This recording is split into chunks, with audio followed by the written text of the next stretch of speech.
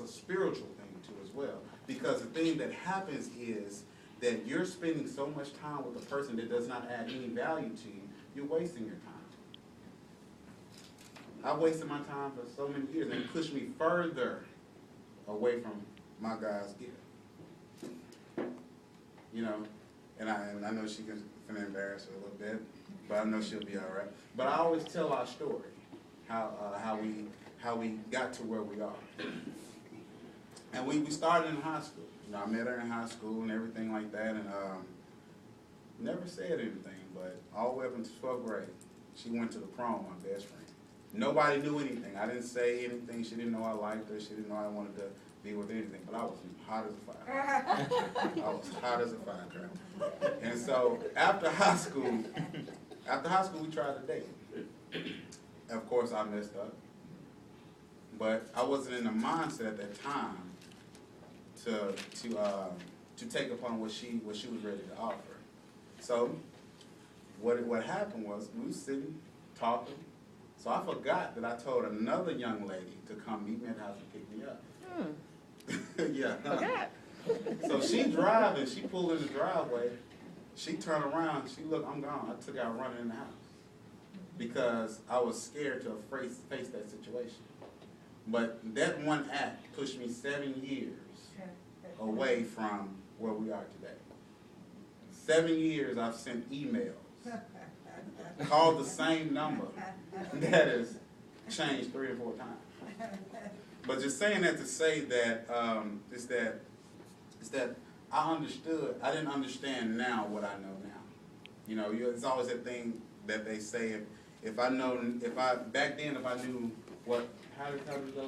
Back then, if I knew then what I know now. Yeah, exactly. You guys know I'm only 30, so. But you guys understand what I'm saying. Okay?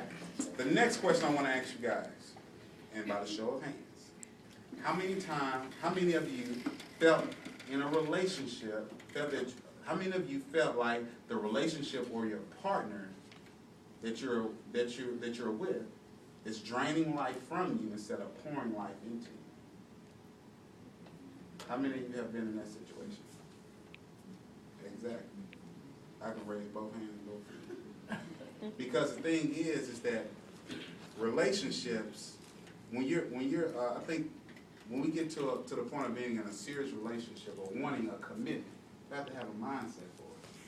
You know, we can't just up and say, "Oh, tomorrow I want a relationship," even though they do. College campuses. I was on this campus when I was in college, undergrad, and everything. I wanted a relationship every day, but my mindset was not ready for it. So the thing is that going through all of that or whatever, I was just transfusing confusion to a lot of people. And I'm just going to be a little transparent with you guys too on my story. Every relationship I had before I reconnected with my wife ended the same way. Every relationship. And the thing is that I thought it was them. I was like, man, what's wrong with them? You know? And the thing is that I had to come to grips with myself and take a look at that man in the mirror and know that it was me. The thing is that I was adding baggage on top of baggage on top of baggage. And in the result of that, I almost committed suicide twice. Because the fact of wanting love, needing love, love is a very strong and powerful word. Because when someone comes, just like with women, if a man comes and say, I love you, you hang on to that. We do too as well. I mean, I know I did, you know. But the thing is that I wanted that, but my actions showed different, as Brother Gaither said. You know, we want these things, but our actions always show different. So it was in result, as I stated before, that all of those actions and all of those things I was doing pushed me farther and further away from my God's gift. And the thing is that I wasn't really understanding my worth. I can tell you all day long I know my worth.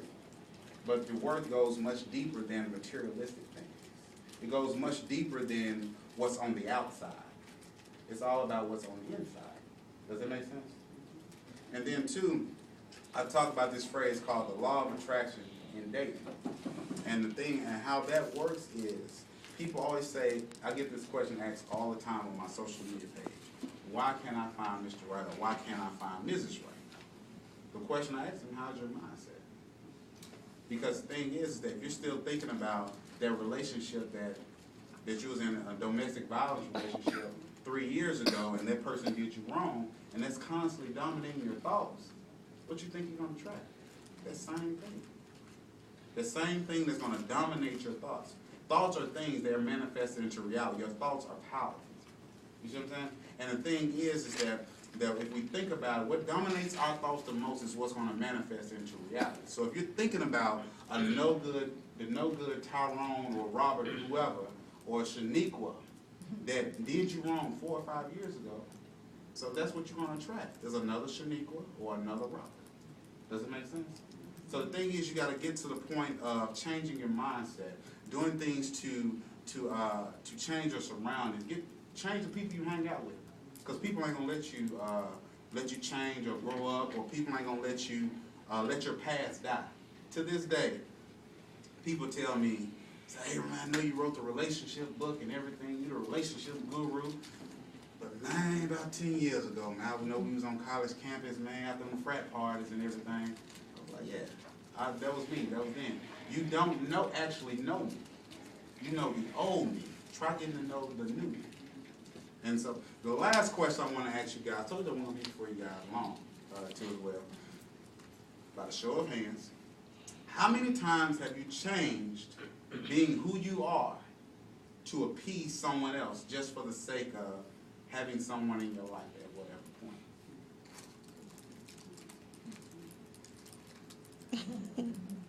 I did that all the time. Repeat your question. I said, how many times have you changed who you are to appease someone else just for the sake of having that person next to you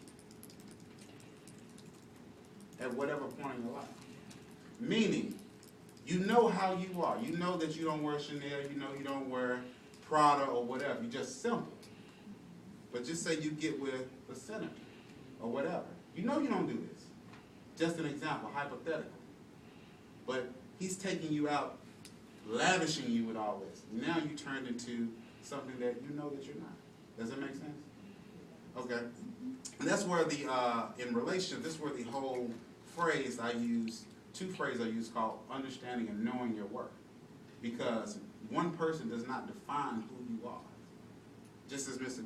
Brother Gaither said, women, you are the backbone of a man. We need you. We can't, there's no way of getting around that. Even though we might be all macho and stand up and say 10 toes down, at the end of the day, we need you. You know what I'm saying? We can't procreate with another man. We can't bring life into the world with another man. We can't have someone to carry on our name without the woman. Does it make sense? And the thing is that, and I counsel a lot of singles too as well, because I get this number one question. Man, I want a relationship. I need a relationship. Why? Why? Use this time to make love to yourself. Not literally, but make love to yourself. Take yourself to the movie. Sit down at the dinner table, dress up real nice. Put on the pumps. Put on that nice dress. Take yourself to the movie. With men, dress up in a suit, shirt. Go to the barbershop and get a line. Just go to the movie by yourself. What's wrong with that? Because what that does is that gets you out of the realm of actually needing someone.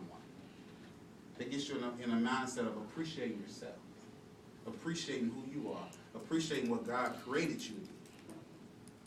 Because a person, you can't be loved by another person if you don't love yourself. A person can't actually treat you the way you need to be treated. You're being doggish to yourself. I mean, if you don't know how to treat yourself, how can you expect somebody else to treat you like you're supposed to be treated? Because all it does is it exudes from you. It exudes from your pores. Does that make sense? And the thing is that me myself, I did that all the time. I mean, every week, every other month, I'm with somebody else, another relationship, because I needed that. I needed that compassion. I needed that person said, "Oh, Aaron, man, you so cute, you this. I saw you in the stroll line doing your thing." You know, it's like I needed that or whatever. And then when I didn't have, when I was sitting in the dorms or in my apartment by myself, my mind was going crazy. It's like I didn't even know what to do. I was like, okay, I'm gonna go to Walmart or whatever. And some of you know about the whole Walmart spiel. You know, 3 o'clock in the morning, you know, you're gonna go to Walmart to look at whoever and talk about people. That's what I did. You know, that's what I did. Seriously. Because of the simple fact is that I didn't just know how to sit and be by myself. I always have to have someone next to me. Before me and my wife reconnected and got married, I spent 2 years working on myself, working on my mindset, changing my mindset. Because I vowed never to be in that position again to jump off a building or sit in the bathroom and overdose on sleeping pills. Because of the fact that I need somebody here in my life. You see what I'm saying? And the thing is that I had to really, really dig deep and get back to my connected source. Like the prodigal son, you know, he left and came back. I had to do the same thing, but on a much deeper level too as well, because he was my connecting source. The one that gives me all the instructions and understanding. So I had to come back and get connected with that person. Not to offend any religion in here, but that was my process. That was my transition to get to the point where I am today. And then too, I just want to thank my wife too as well. I mean, she just don't understand how strong and how powerful she is. You know, and because there's been times I really wanted to give up. You know, give up on a lot of stuff. You know, because she just told me, she said, "Baby, just need to sit down, revamp, rethink." And it's just something about a woman's touch when a man gets to the point of giving up or breaking down. She can just come rub your head and say, "Baby, it's okay." That's what she did. And it's like it was a transfusion of energy and calmness that transfused from her to me. Where I was like, okay, everything was going to be okay. So. But like I said, I wasn't going to be before you guys, and I wanted to just share that with you guys, and I hope you guys got something from what I said. And again, I just want to thank you guys for giving me the opportunity to impart what God had given me to impart on you. Thank you. No, you're welcome.